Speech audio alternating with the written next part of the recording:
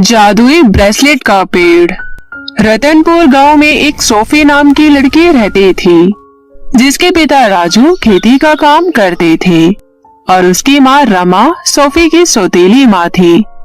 और रमा की एक अपनी बेटी भी थी राखी, जो सोफी से बहुत सुंदर थी। हर दिन की तरह इस दिन भी सोफी के पिता राजू अपने काम से बाहर चले गए थे खेती करने के लिए। रमा अपनी दोनों बेटियों में कोई भी भेदभाव नहीं करती थी। अगले ही दिन राखी का जन्मदिन होता है और उसकी माँ रमा अपने सभी रिश्तेदारों को जन्मदिन में आने का न्योता देती है। राखी के जन्मदिन में राखी की मौसी सुमित्रा भी आती है।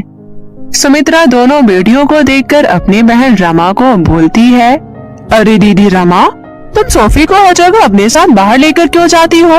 इससे तुम्हें शर्म नहीं आती क्या? इतनी काली है और हमारी राखी इतनी सुंदर है।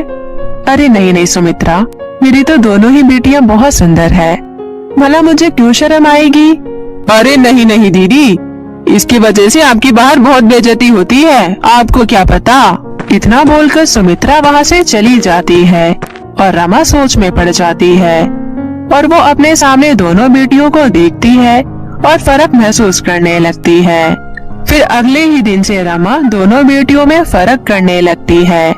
वो अपनी बेटी राखी को लेकर बाहर मेले में घूमने जाने वाली होती है और सोफी को बोलती है, सोफी, मैं और राखी बाहर मेले में जा रहे हैं, तू घर का सारा काम कर लियो और हाँ, हम बाहर से ही खाना खाकर आएंगे, तो तू अपने पिता के लिए और अपने लिए फ्रिज में रखा हुआ खाना है वो खाना गर्म करके खा लियो। इतना बोलकर रमा अपनी बेटी राखी को लेकर चली जाती है। ऐसे ही कई दिन गुजर जाते हैं और सोफी ये महसूस करने लगती है कि उसकी माँ रमा छोटी बहन राखी और उसमें फर्क करने लगी है। ये देखकर सोफी को बिल्कुल अच्छा नहीं लगता। वो परेशान हो जाती है।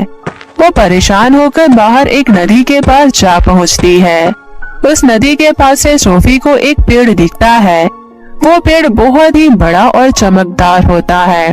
वो उस पेड़ को देखकर उस पेड़ के पास पहुंचती है और वो देखती है कि उस पेड़ पर कोई भी फल या फूल होने की बजाय बहुत सुंदर सुंदर ब्रेसलेट चमक रहे हैं। वो उन्हें देखकर देखती ही रह जाती है। जैसे ही वो उन ब्रेसलेट को उतारने की कोशिश करती है, तभी वहाँ एक सुंदर सी परी आती है और कहती है, रुको, ये ब्रेसलेट तुम्हें मैं उतार कर देती हूँ।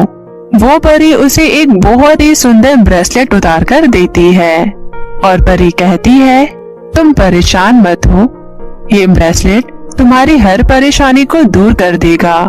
वो कैसे? फिर परी सोफी की तरफ देखकर मुस्कुराती है और वहाँ से चली जाती है। घर जाकर सोफी उस ब्रेसलेट को पहन लेती है और फिर वो देखती है कि वो बहुत सुंदर दिखने लगी है। इतने में ही उसकी छोटी बहन राखी उसके कमरे में आ जाती है। राखी अपनी बहन को देखकर कहती है, दीदी, ये तुम इतनी सुंदर कैसे हो गई? फिर सोफी राखी को बताने ही वाली होती है। इतने में उनकी माँ रमा वहाँ आ जाती है। वो भी अपनी बड़ी बेटी सोफी को देखकर चकित रह जाती है और बोलती है, अरे बेटा सोफी, तुम इतनी सुंदर कैसे हो गई?